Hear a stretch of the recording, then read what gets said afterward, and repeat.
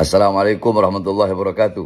Saya Bahar bin Alwi Smith mengajak dan menyerukan kepada seluruh umat Islam, khususnya yang berada di daerah Jakarta, Jawa Barat, Banten, kepada seluruh pemuda-pemudi anak-anak bangsa Indonesia, kepada seluruh ormas-ormas LSM, ormas-ormas adat, ormas-ormas Islam, kemudian seluruh pemuda-pemudi masjid, seluruh PHB, Rojali, untuk bisa menghadiri acara aksi 214, yaitu aksi jaga kebinekaan, yang dilaksanakan pada hari Senin 21 April 2025. Titik kumpul jam 10 pagi depan Masjid Agung Al-Azhar Kebayoran, titik aksi jam 12.30 di depan Mabes Polri, yaitu sebagai bentuk protes dan ketidakrelaan atas penghinaan yang dilakukan oleh cucu PKI yaitu Fuad Pleret terhadap Guru Tua Habib Idrus bin Salim Al-Jufri. Sama-sama kita hadiri untuk kita menuntut Mabes Polri untuk segera proses dan penjarakan Fuad demi menjaga persatuan dan kesatuan dan serta Bhinneka Tunggal Ika Indonesia dan menjaga Indonesia dari perpecah belahan umat dan sesama anak bangsa. Assalamualaikum warahmatullahi wabarakatuh.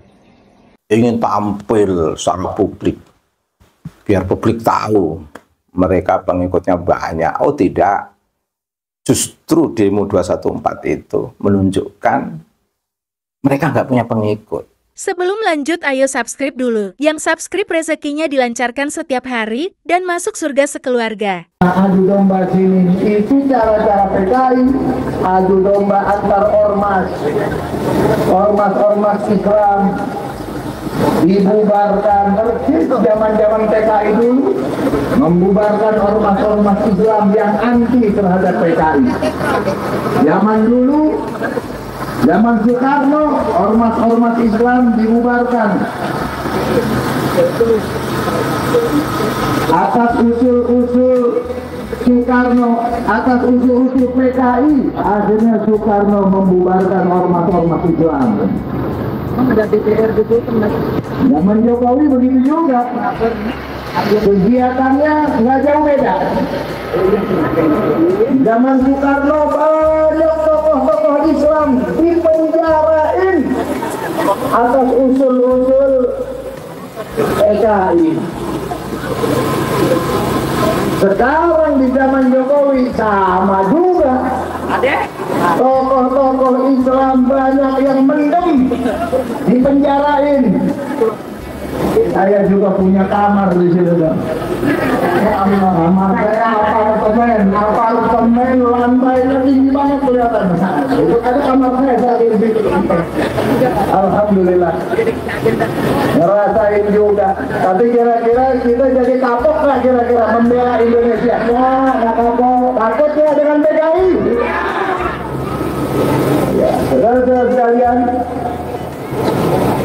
sebagian umat ada yang dibayar, dimanjain, dibantuin, ini itu dikasih fasilitas, lalu diajak untuk menggebuk umat Islam yang lainnya. Ini terjadi, termasuk pembuatan program-program deradikalisme. Hari ini terjadi. Bahkan ketika saya di konseling di lantai 15 itu jelas kok unsur masalah itu di pasal 28. Saya ingat persis namanya yang konseling itu. Saya pokoknya ada sebutin nama kan, ada Said Sirait.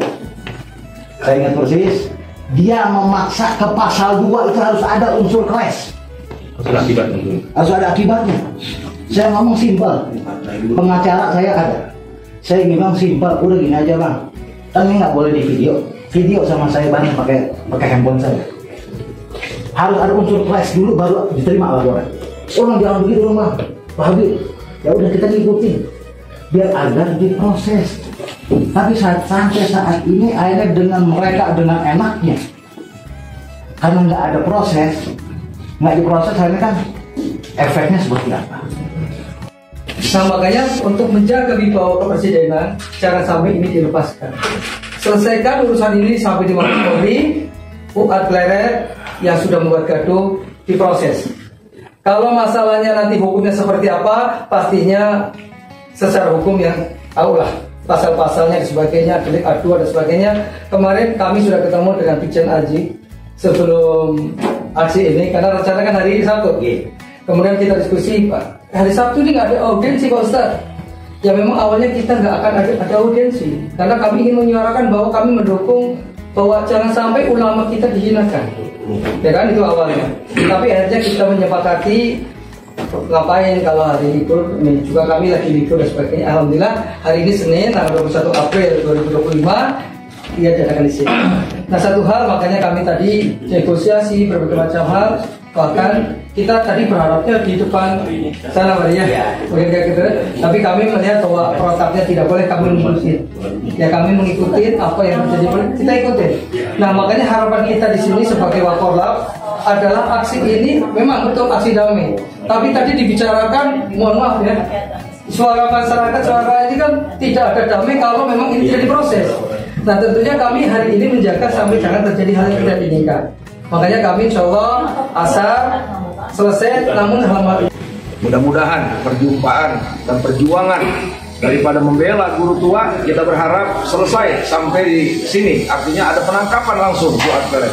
Tapi kalau tidak tegas, tidak ada penangkapan, jangan salahkan nanti kalau di Palu, di Solo Setengah atau tempat-tempat lain mungkin akan ada aksi kembali.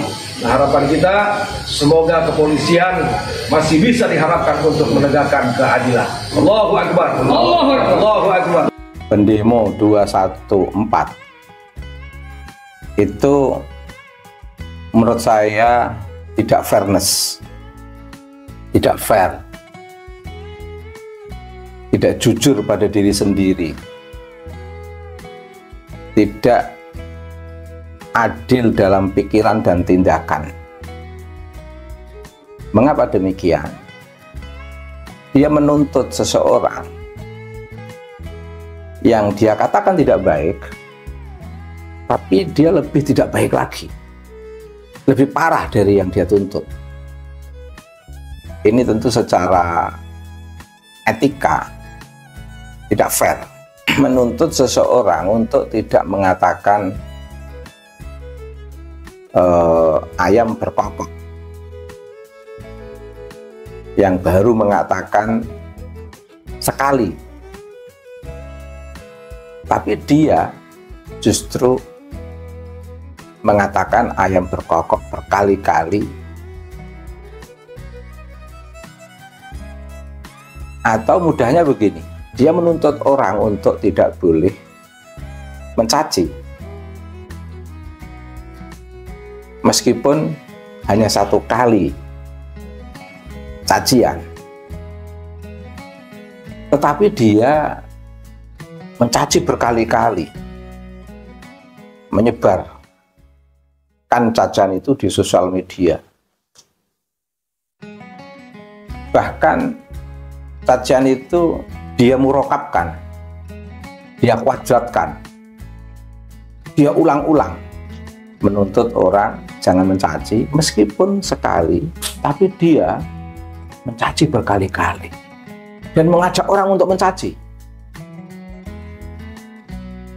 Menarik itu, menarik kejahatannya. Contoh begini,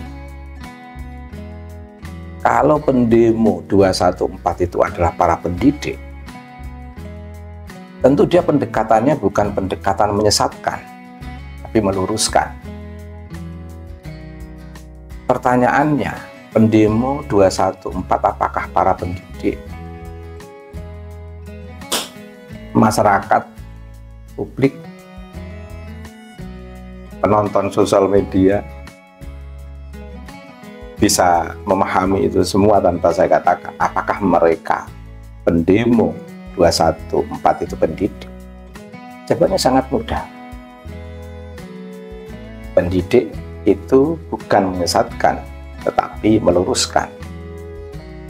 Pendidik itu tidak menuntut orang untuk tidak mencaci meskipun sekali, tapi dia mencaci berkali-kali. Pendidik itu tidak seperti itu, apalagi mengidentifikasi sebagai kelompok yang notabene sebagai pengusung kepahlawanan seseorang yang memang harus lebih mengedepankan nilai-nilai kepahlawanan.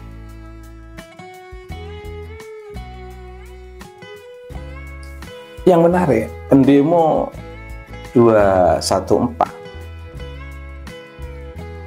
ada ironi besar. Apa itu?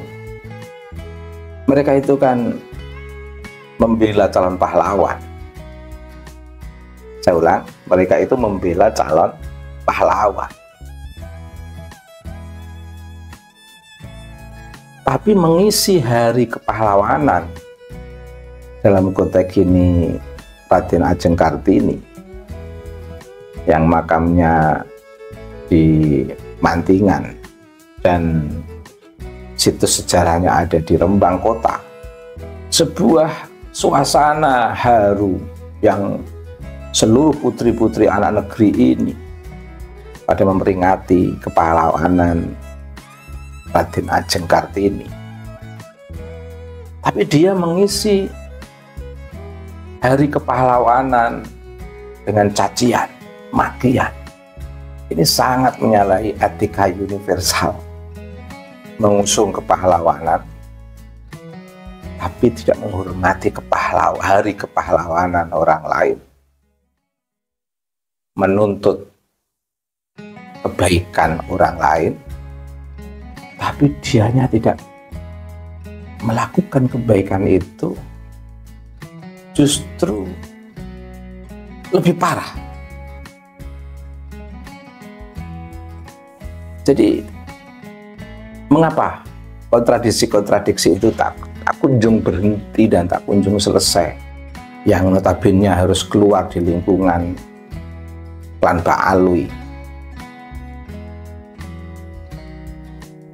dan para muhibbinnya. Karena menurut saya kebanyakan klan Ba'alwi itu terpengaruh oleh pola fikir Rizik Syihab yang tidak adil dalam pikiran dan tindakan. Apalagi hal yang sangat saya sayangkan, biasanya imamah, jubah, tasbih, surban itu ada di masjid, di musola. Tapi ini dipertontonkan di area yang notabene ini dekat istana. Ini kan tidak menghormati rumah pemimpin kita, Bapak Presiden Prabowo. Ini kan problem. Tentu demo 214 yang diuntungkan bukan abnaul khairat. Demo 214 yang diuntungkan bukan para pengikut Rizik Syihab. Demo 214 yang diuntungkan bukan para pengusung pahlawan Bapak Idrus bin Salim Al-Jufri. Demo 214 yang diuntungkan adalah yang didemo. Mengapa?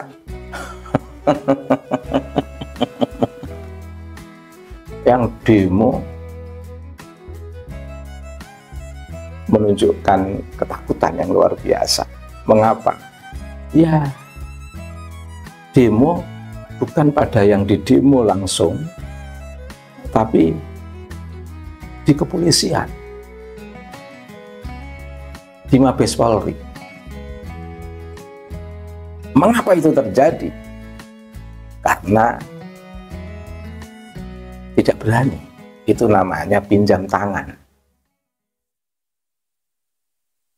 Pinjam tangan Polri. Atau ingin show of force, ingin tampil secara publik, biar publik tahu mereka pengikutnya banyak. Oh tidak, justru demo 214 itu menunjukkan mereka nggak punya pengikut. Nah, yang demo kemarin kan tidak lebih banyak dari pengunjung sholawatannya Gus Fuad Pleret.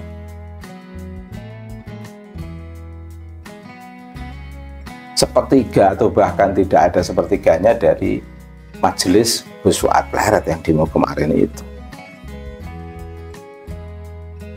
Yang demo kemarin itu